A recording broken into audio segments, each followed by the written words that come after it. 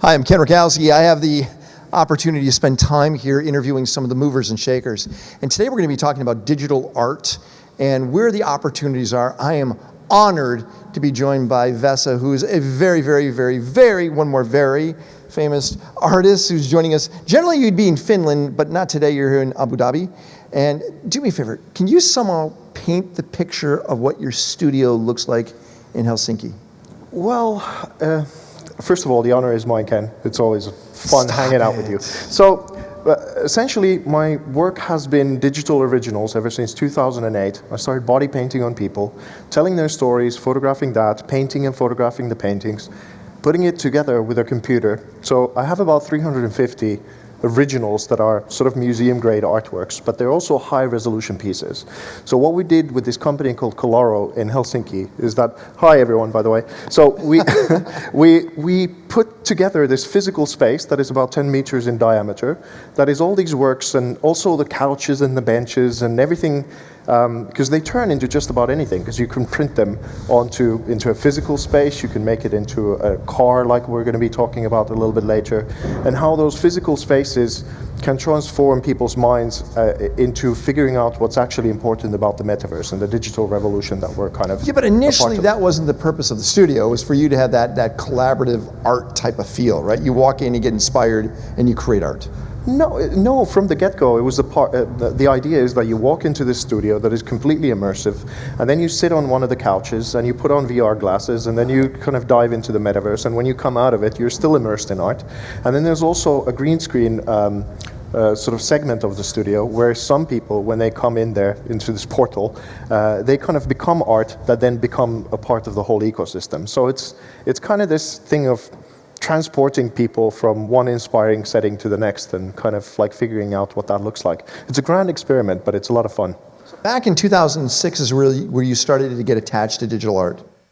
Yeah, I started as a musician and then a filmmaker. I actually became a educated film director, and I had a production company for a decade almost. And then I had a crisis of everything because I wasn't going into the direction of where I wanted to. I was inspired by David Fincher and Ridley Scott and these directors that generated these whole worlds. But then I found myself in Helsinki with a small production company and having to do a television series about dogs and things like that. And I was like, what the hell is going on with my life? This is not the direction where I want to go. And then this crisis kind of propelled me to innovate. And through that, without having millions of dollars or access to crews of 500, I was able to start generating these worlds, and that's how it came about. Yeah, we are looking at, actually, this is your artwork. But this is different than painting on canvas, isn't it? Yeah, I suppose. I use canvas, I use paint. It's very, I don't personally get a lot out of purely digital artworks. I mean, some of it is fantastic, but because there's no tangible something in it, I find it that it doesn't touch my heart. It remains quite cerebral. So when I do use paint or people and their stories and their own energy and this kind of, because you could imagine that, let's say body painting is almost like the evolution of oil portraiture in this sense. Like if I was to paint an oil portraiture of you, the job is to capture your sort of essence in a way. But if you do it via body painting and you do it with kind of generating that setting where you are your best self, like Diddy is over there, the Bitcoin family man. We did that as a collaboration in Las Vegas. And then you capture that. I don't have to try and figure your essence. The only thing my job is to allow you to become your best self and then capture that. So it's like an evolution of it. And I think the next evolution of oil portraiture or portraiture painting is actually going to be artificial intelligence. Because I can't scale. I can't make that for everyone, for them to do that kind of a journey. So once the algorithms and this kind of thing becomes possible, then it's not going to be CryptoPunks as your avatars. It's going to be your truest self in a high art setting. But from your perspective? From your Not necessarily. I'll be one of the ones who's going to be doing things like what we're doing with Brittany Kaiser now with the Cambridge Analytica whistleblower that we're going to be talking about, and telling her grand story of how it relates to the story of all of us, like the data is the new oil. So her personal story is so incredible, but it's so relevant because it's all of our story. It's how we're giving our data away for free at this moment, and we're not really educated to understand that our data is the most valuable asset in the world. So I'm fascinated by topics like that and how to transform that kind of setting and a premise into something via art that can actually be a part of our everyday lives. If we go to artists in history, we saw that they use hallucinogenics, and drugs to try to see beyond. You find virtual reality to be your hallucinogenic? I think at its foundation and why I'm inspired by a lot of spiritual ideas and concepts to begin with is religion, religio. It means to connect. Like the essence of creativity in most of the world's biggest religions is that there's a creation story of some sort. First, the world came about, or something like that. So in reality, the world is in constant change and constant inspiration in spirit. It's evolving past us. So the problem that human beings have is that we're feeling like we're disconnected from that world. So whatever it is that you have to do in order to peel back those layers of either trauma or disconnection to your fellow human beings or your surroundings, once you take that out, you're actually immersed in a globe of creativity all the time. So that's the psychedelic trip. Psychedelic means to reveal the soul. So whatever it is that you need to do in order to reveal your soul to yourself, that is the essence of your creativity. So I'm looking at something behind you. You could tell me what that's called. Oh, this one. It's called Sacrifice. It's actually, this is lovely because I get to give a shout out to my mom. I made that artwork for her as her 70th birthday, and she was my first sponsor. And of course, helped me along in my very early days of my art career, and still sometimes, to different degrees. But this is a special moment because we kind of were able to reconfigure the studio that I have physically in Helsinki to a different kind of setting here. So I was able to embed this into here and give her a shout out. So, love you, Mom. It looks extremely complex. Yeah, it's this sort of, how would I say it? Is we all experience different people in different kinds of ways. And then when you make a representation of someone, and you make it in an artistic setting like this, of course, most people won't ever recognize of who that's of or any of that kind of thing. But it's, to me, what it represents is all the kinds of things that she sacrificed in her life in order for us to have the kind of life that we were having, and what she did in order for me to be able to become the man that I am, in part. At what age did you pick up your first paintbrush? I didn't pay. The first thing that I remember picking up was I turned my parents' pots and pans into a drum kit and spatulas, and I started listening to James Brown and kind of figuring out that there was something about rhythm. And I think the first thing about music is such a profound art form, because you can mix, like for example in movies, you can take a lot of very pixelated images and then great sound, and that can go together. But you can't reverse it. You can't have fantastic cinematic images and then mix it with bad sound. There's something about music that impacts you on a profound level, because the sound resonance actually does something to you vibrationally. So I started with that, and I think with art, with life, with socializing, with everything, there's a rhythm to it. If you understand how that flow works, I think everything else sort of falls nicely on top of it. I want to go back to the paintbrush. When did you really first pick it up saying, oh, I can use this as an instrument? Well, the first memories that I have of paintbrushes was that I definitely can't use this as an influence, because any kind, because we had this sort of visual classes in school, and most of the time we were using watercolors. And I hated them because they're sort of soggy. You can't really do any definition on them and whatever. I was probably thinking about a drum beat or something. And I remember my teacher coming to me. I was about 11 or something, from above like this, looking at the watercolor that I did, and just said like, well, you obviously don't have any talent in painting whatsoever. And I kind of had to agree with her, because the thing that I was doing was I wasn't paying attention. But then I had that for the longest time in my mind. It was like, I can't paint, I can't paint, I can't paint. And I did everything else. I did photography, film, inside of film. I did directing, producing, editing, video, all of this kind of stuff, even a little bit of acting and whatever, music, multiple instruments and all that kind of stuff.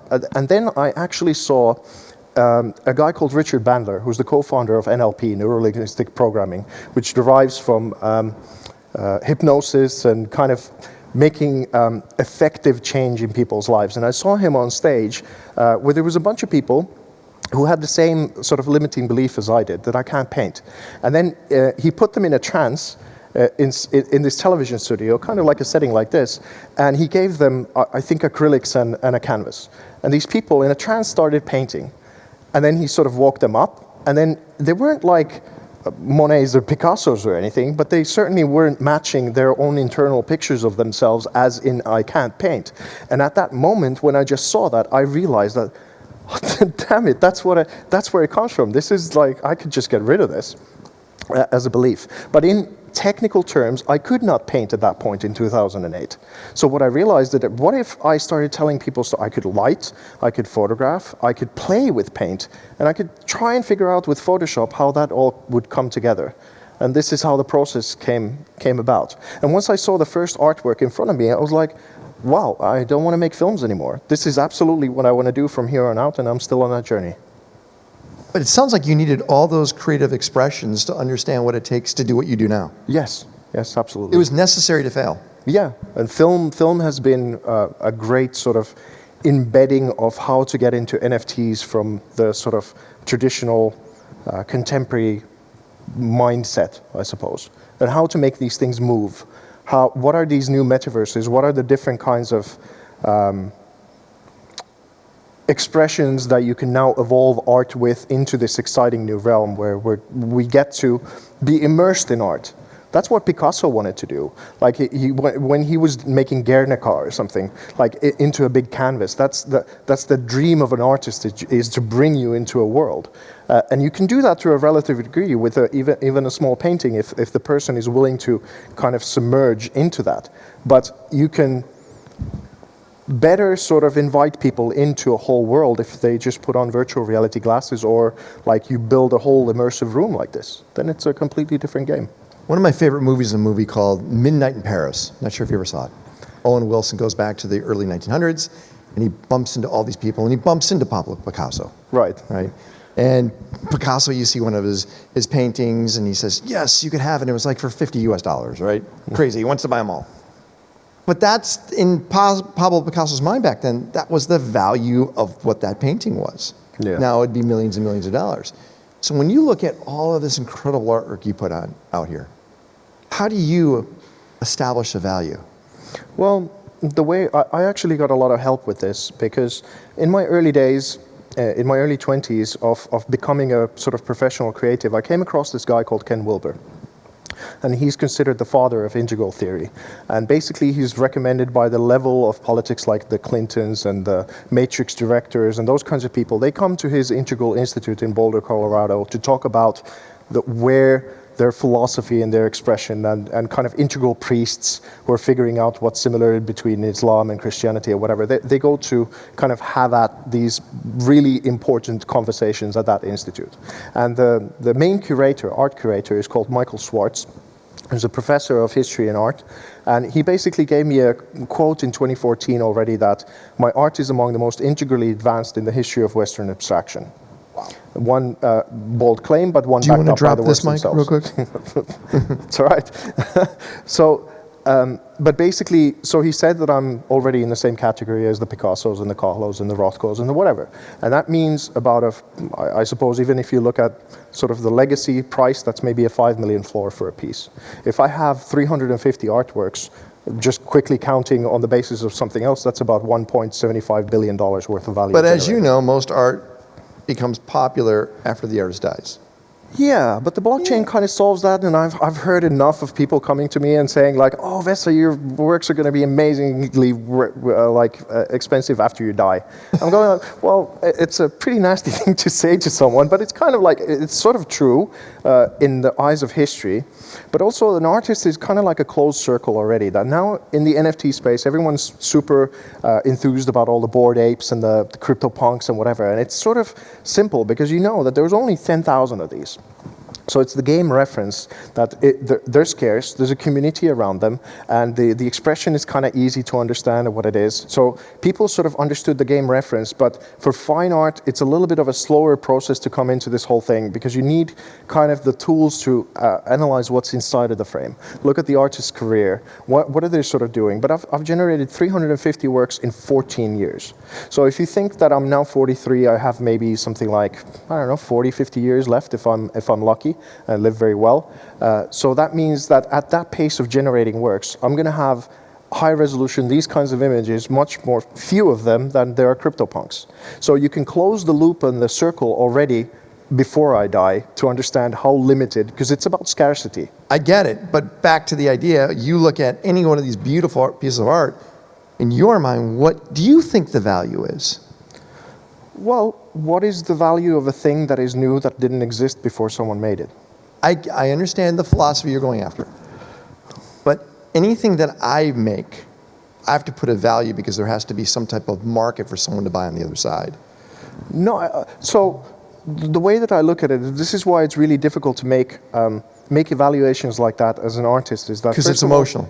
No, it's my heart, soul, blood, sweat, tears, sacrifice, the times that I couldn't afford food, the times, all the humbling things that I've gone through in order to be here now. So then when you sort of sell it, I understand that there's a market force and something like that. So I go around them because at the same time, it's really up to the world. It's up to me to talk about it and tell what I think is valuable about it. But it's actually the communities that make the market value of it eventually. But that's where I wanted to go with, because now you're able to give a 3D or whatever D we're looking at, a representation of the story, the emotion in the NFT space. Something you probably could not have done in the traditional space. So you could go much deeper now. You could actually add audio to these. Yeah. You can add video. You can do things you couldn't do with traditional art. No, absolutely. And it's so much about the future of art in the metaverse is like, how do we all become more creative in our lives? How can we get to automate the boring jobs and escape the sort of hellhole of, no, you shouldn't follow your inspiration, you should do something boring because that's how you make money. Because actually it's the other way around. A part of this whole thing is an education for everyone to realize that in the future you won't make money with the boring thing. You can fail at the thing that you don't want to do. So now with these new opportunities and digital economies and everything that is arising, you can really take a shot at the thing that is inspiring and evolve with it, and then find the economy for it, and then try and figure out if you can do a contribution to the world that didn't exist before you were here. So for this reason, I'm not with the Bored Apes Yacht Club, because I'm not bored and I'm not aping into something. I would like to see a world where everyone's unique expression becomes a thing of value, and the economies are generated on that as opposed to mimicking. How should people describe you when it comes to art? How do you want to be seen? It's really none of my business how other people see me. Yeah, but if I go to express Picasso, I would say somebody that's an abstract impressionist who captured the moment in time that he was painting, the people that he saw in their fractal ways. How would I, if you would like to read something of you saying, oh, that is exactly me, what would that be? Because you are very unique, and that's good. Well, I think it's some of the most successful people on our planet. They kind of realize that they have something and they're a little weird. And as opposed to kind of trying to make themselves like everyone else, they kind of lean into the weirdness. And Absolutely. So that's one part that is kind of like Hunter S. Thompson's and the other whatever. If you want to kind of give something to the world that doesn't exist, then you have to discover the reveal the soul.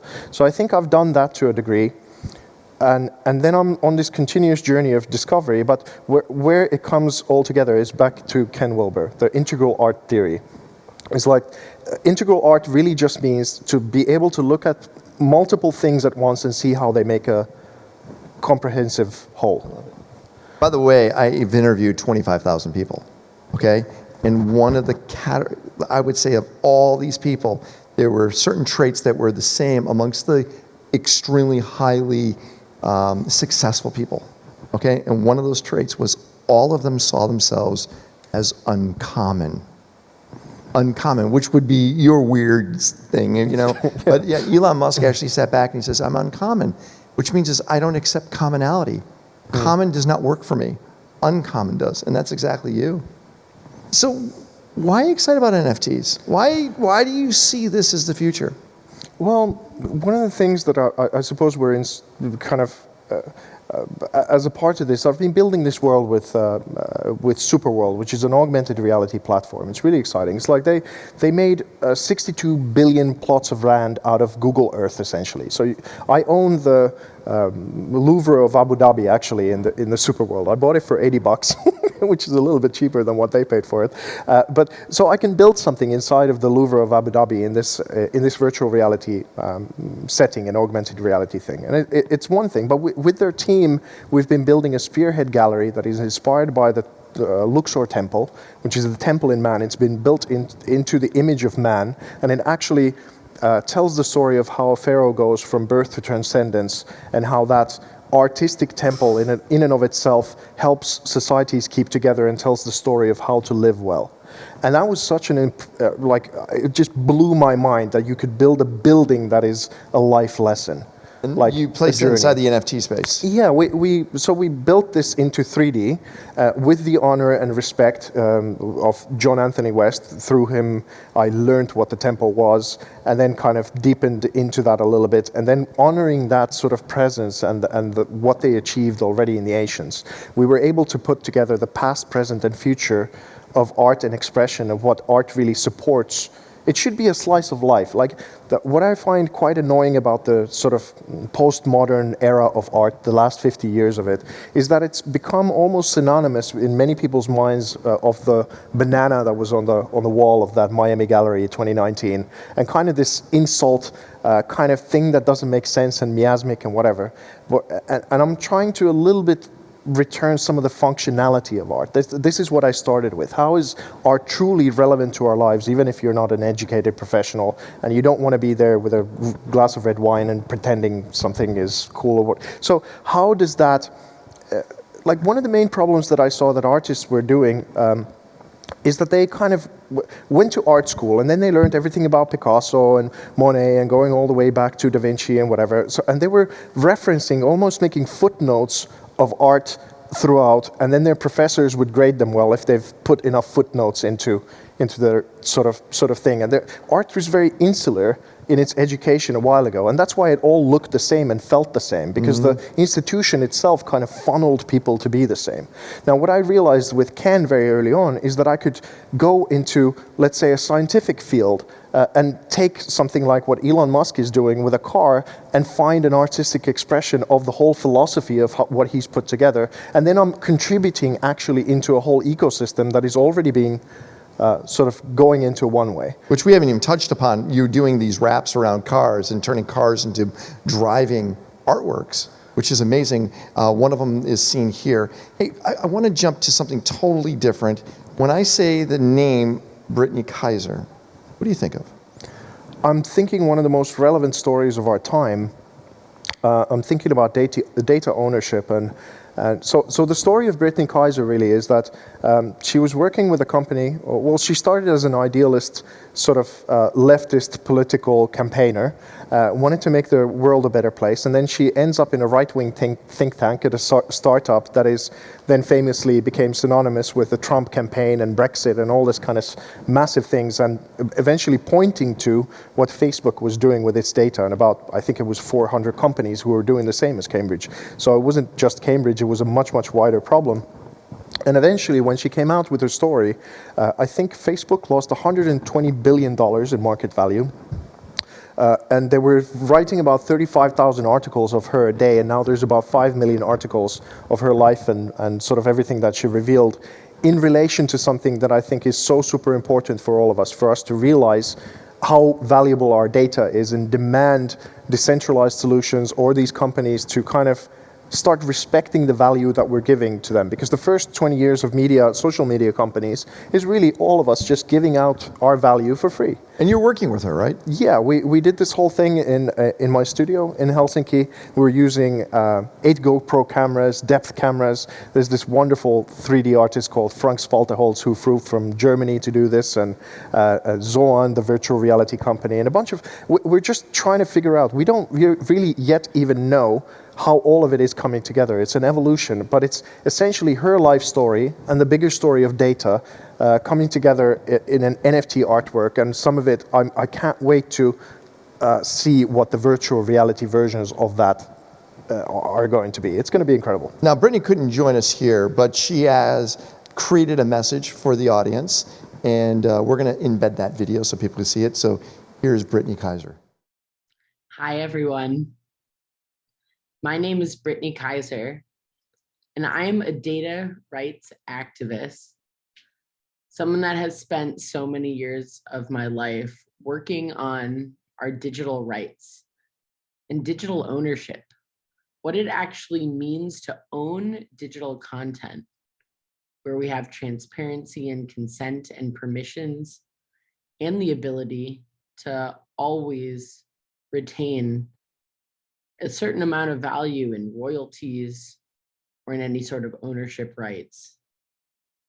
And that is one of the most important concepts that came out of blockchain technology this year.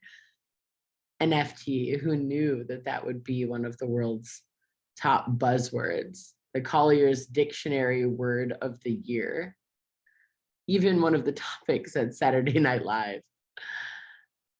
I think a lot of us in the blockchain technology, cryptography communities, anyone that originally followed the cypherpunks up until some of the top NFT traders now, what we all know is that encryption is freedom. Our ability to use code to control, own, transfer, and value our digital assets is one of the most important innovations that has now become popularized in 2021. Why am I one of the people to be talking to you about this? Well, I spent a lot of my life working in technology, but I've seen the best sides of technology and the worst. In 2018, I became a whistleblower, not just on the data industry, but the way in which technology worked in general. I had spent a lot of my life working with what are inherently extractive technologies. Technology companies and platforms and products that are made to take as much value away from us as possible. Yet with the move to Web 3.0, what we are now able to do is, instead of working for technology, technology is able to work for us, where we can use encryption, smart contracting, and other forms of blockchain technology in order to own and control our digital content, our data, our value, as opposed to it essentially just being taken away from us the moment that we touch technology. And I think you've probably heard this from many more people than just me, but data in 2017 apparently became the world's most valuable asset, more valuable than oil and gas. Now, this multi-trillion-dollar industry has many big corporations at the top of it. Why do you think that companies like Google and Facebook and Apple, Uber even, have become some of the most valuable companies in the world?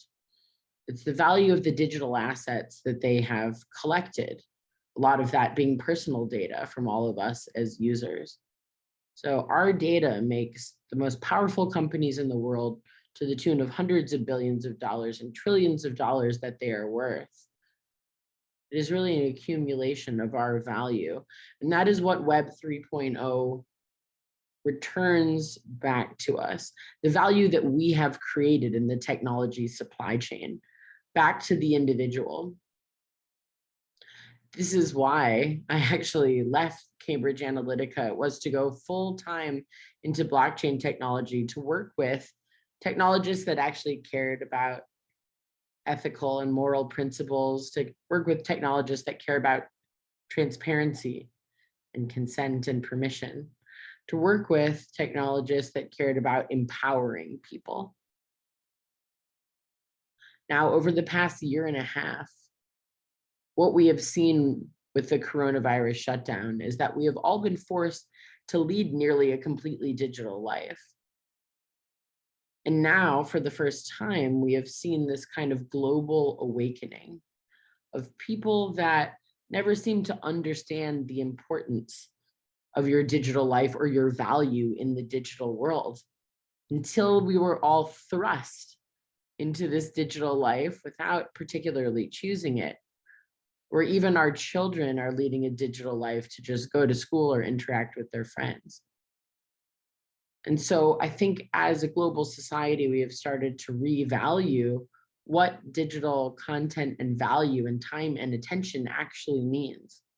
Because when we haven't had very much face-to-face time, we haven't had very much interaction in our analog world, then of course everything that we do digitally is consistently quantified as our ones and zeros, our value, our data that we are producing. And so we've seen this incredible spur of mass adoption for blockchain technologies, for smart contracting, for bringing back that power and choice, and of course, value back into our daily digital lives. And that is why I could not be more honored to not just be speaking with you here today. Our digital lives allow me to be with you in Abu Dhabi while also being in Austin, Texas. Thank you to the metaverse for making that happen. But what it also allows us to do is to start to educate and bring awareness of what digital rights and data rights actually mean. What does it mean for us to own our value and our content?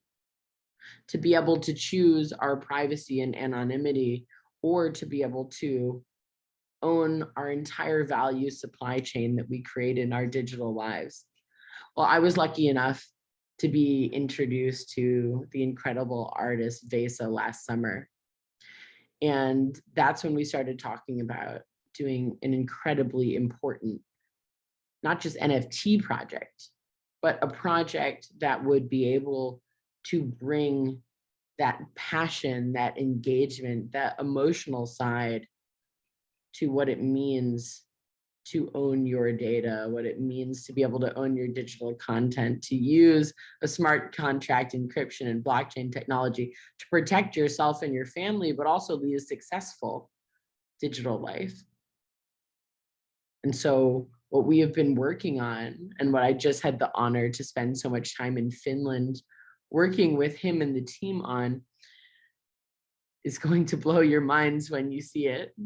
It's only the very beginning of our production, but we have started to put together what will be a traveling exhibit of NFTs, physical and digital art, AR, VR experiences that can go from art gallery to museum to technology, legal, or government conference, explaining in a beautiful, creative, and emotional way the importance of these technologies to society, to our future. So thank you all for giving me the time to speak with you today.